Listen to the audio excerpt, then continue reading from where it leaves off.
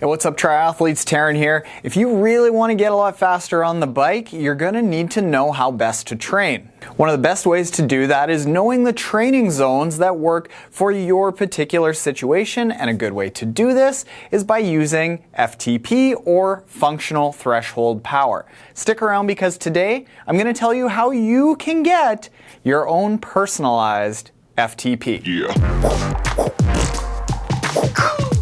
Functional threshold power is the maximum amount of power that you can put out for a sustained 45 to 60 minute effort. And coaches and triathletes use this FTP number as a benchmark to base their training around. Now, if you hear triathletes and coaches talking about zone 1, 2, 3, 4, 5, or 6, these are zones that are relative to your FTP, with zone 1 being really easy and zone 6 being Now, using these zones to help structure workouts where you need to go easy on some days, harder on other days, and hit specific targets on certain days to either push yourself or dial yourself back gives you a very specific, measurable target so that you can base your training around. Now, I'm not going to get into how you use FTP to structure your training around. That is for another video, but today we're going to be talking about how to do the 20-minute FTP test. Life is about to get really hard in a second. Now, for starters, you're going to need a power meter, and personally, I use the PowerTap P1 pedals because they are so user-friendly. You're going to want as accurate a reading for this test as you can possibly get. So I swapped out any old batteries that I had in the power pedals, put in new ones. Fortunately, with the PowerTap P1 pedals, this only takes about 3 or 5 minutes. You can do this test inside on the trainer or outside. If you're doing it outside, you want a very uninterrupted stretch of road. No serious hills, no descents, no stoplights, no really rough road.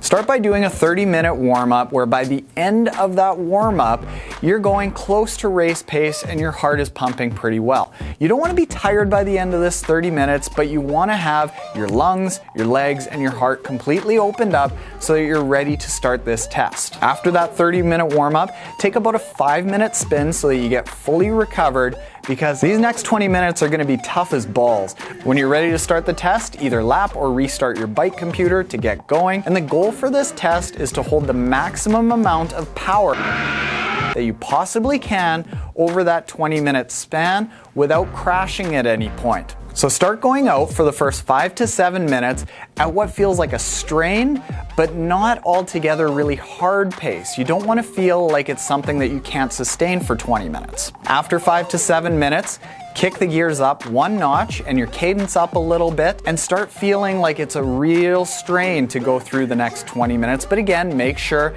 that you're never so strained that you feel like you're going to crash. After 15 to 7 minutes, it should feel like hell. This is good. And at about 17 minutes, kick it up again and completely empty the tank. Whatever you have left in your body, you want to lay into those pedals for the next 3 minutes. In the last couple minutes, you should be spitting, snotting, crying, screaming. I did all of these just yesterday. But that's the point. Always make sure that you don't go so hard that you're going to crash, but put everything you can into that last little bit. And when you finish, you should have gone so hard that you feel almost overwhelmed with how tough that 20 minutes was, and you'll need a few minutes to recompose yourself. Recompose yourself or compose yourself? I actually don't know. I think just compose. That's it. That's the test. Now, to get your FTP, you take the average power of that 20-minute test, and 95% of that average power number is your FTP. That's what you should be able to hold for about 45 to 60 minutes. Zone 1 is under 55% of your FTP. Zone 2 is 55 to 75% of your FTP. Zone 3 is 75 to 95% of your FTP. Zone 4 is 90% of your FTP to 5% over your FTP.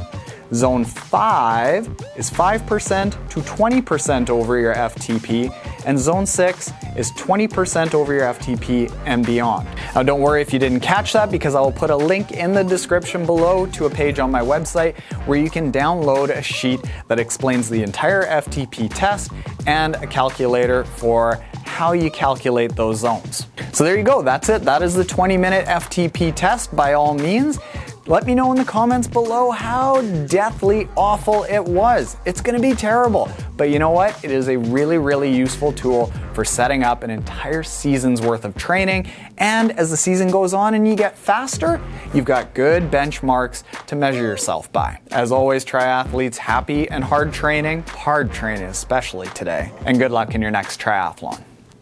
Oh, I liked how that sounded. That was better. That felt good.